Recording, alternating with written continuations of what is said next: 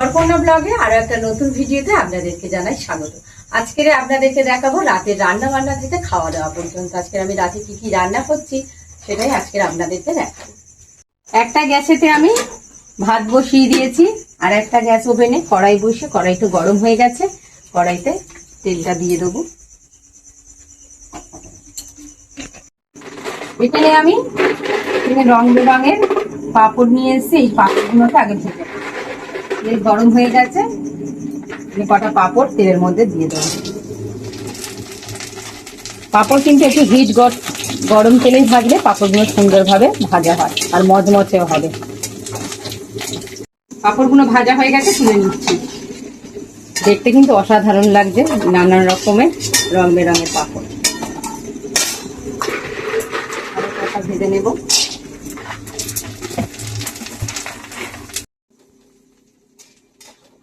সুন্দর দেখুন রং বেরঙের পাঁপড়গুলো ভেজে নিয়েছি, সঙ্গে সঙ্গে ঢাকা দিয়ে দেবো, না হলে ঠান্ডা হয়ে যাবে। ওই পাঁপড় ভাজার তেলের মধ্যে দুটো শুকনো লঙ্কা টুকরো করে দিয়ে দিলাম। শুকনো লঙ্কাটাকে হালকা ব্রাউন কালার করে দিয়ে দিই। এখানে আমি বটবটি আর আলু নিয়ে নিয়েছি, যেটা আমার ছেলে খুবই প্রিয়। ও আজকে বলেছে রাত্রে বটবটি আলু ভাজা খাবে।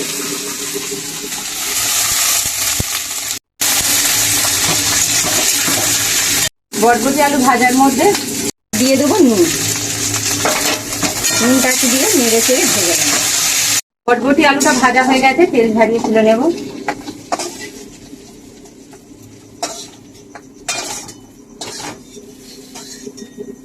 এদিকে পাঁপড়ও ভাজা হয়ে গেল, বটবটি আলু ভাজা রেডি হয়ে গেল। এবার বসাবো ডাল। ডালের জন্য কড়াইতে দিয়ে দেবো পরিমাণ মতো সর্ষের তেল। তেল গরম হয়ে গেছে, ফোড়নেতে শুকনো লঙ্কা আর গোটা জিরে দিয়ে দেবো।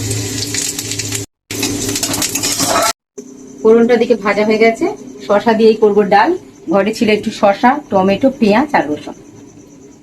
ফোড়নের মধ্যে দিয়ে দেবো রসুন। মুসুর ডালে একটু রসুন না দিলে, শুকনো লঙ্কা না দিলে না ডালটা খেতে ভালো লাগে না। রসুনটাকে একটু নেড়ে থেকে দিয়ে দেবো পেঁয়াজ। পেঁয়াজ আর রসুনটাকে এবার হালকা ব্রাউন কালার করে ভেজে নেব। রসুনটা একটু ভাজা হলে মুসুর ডালের ফ্লেভারটা খুব ভালো হয় আর খেতেও টেস্ট হয়।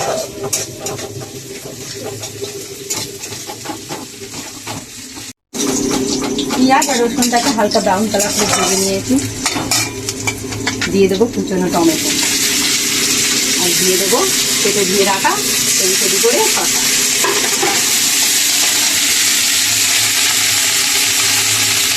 উপর থেকে দিয়ে দেবো একটু নুন। ভালো করে শসাটাকে একটু ভেজে নেব।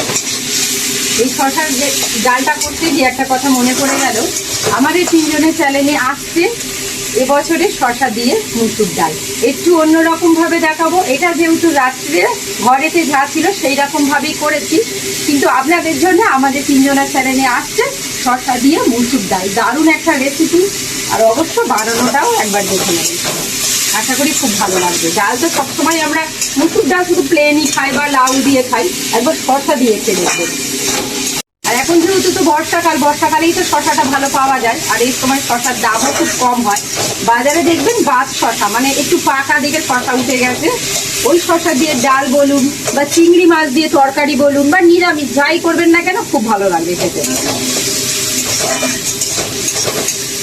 শসাটাকে একটু নেড়ে চেড়ে না ভেজে নিলে, যেহেতু অল্প শসা তাই আমি সিদ্ধ করিনি, তাই একটু নেড়ে চেড়ে না ভেজে নিলে হয় না। শসা পাকা শসা থেকে একটা একটু গন্ধ মতন বেরোয়। ঢাপিয়ে নিলে কি হয়, সেই গন্ধটা থাকে না। কিন্তু যেহেতু অল্প, তার জন্য আর ভাত বানালাম না, পুরো কষিয়ে নিচ্ছি ভালো করে।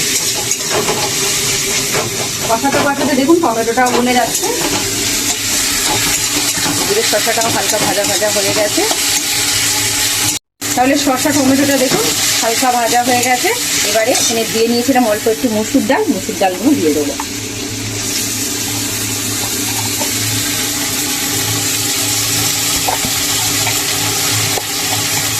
ডালটা দিয়ে শসার সাথে একটু নেড়ে চেড়ে নেব।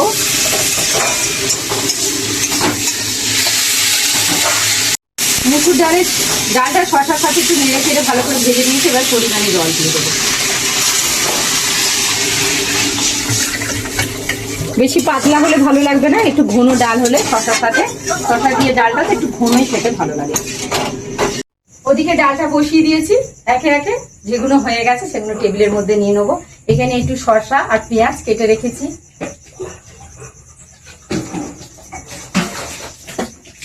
এদিকে আছে পাঁপড়, আর এই হলো আমার ছেলের বটবটি আলু ভাজা। ঢাকা দিয়ে দেবো, কারণ অনেকক্ষণ ডালটা হতে সময় লাগবে, তো এলো থাকবে, ওই জন্য একটু ঢাকা দিয়ে টেবিলের মধ্যে গুছিয়ে রেখে দিলাম।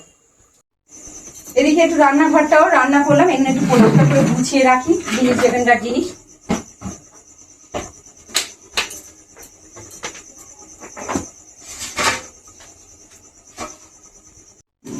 ওদিকে ভাত কিন্তু হয়ে গেছে, ওদিকে পাঁপড় ভেজে নিয়েছি, আর বটবটি আলুও ভাজা হয়ে গেছে। ডালটা বসিয়ে ডালটা হাফ হয়েছে, দেখলাম গ্যাসটা শেষ।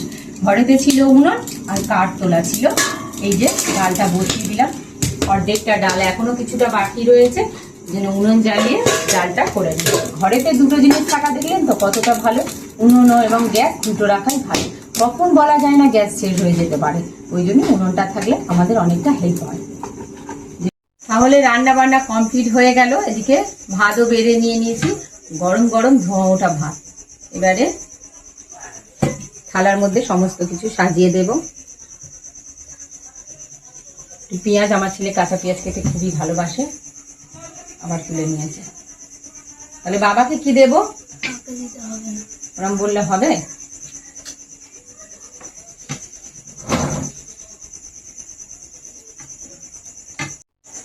ডাল দি, ডাল ডাল পরে কেন?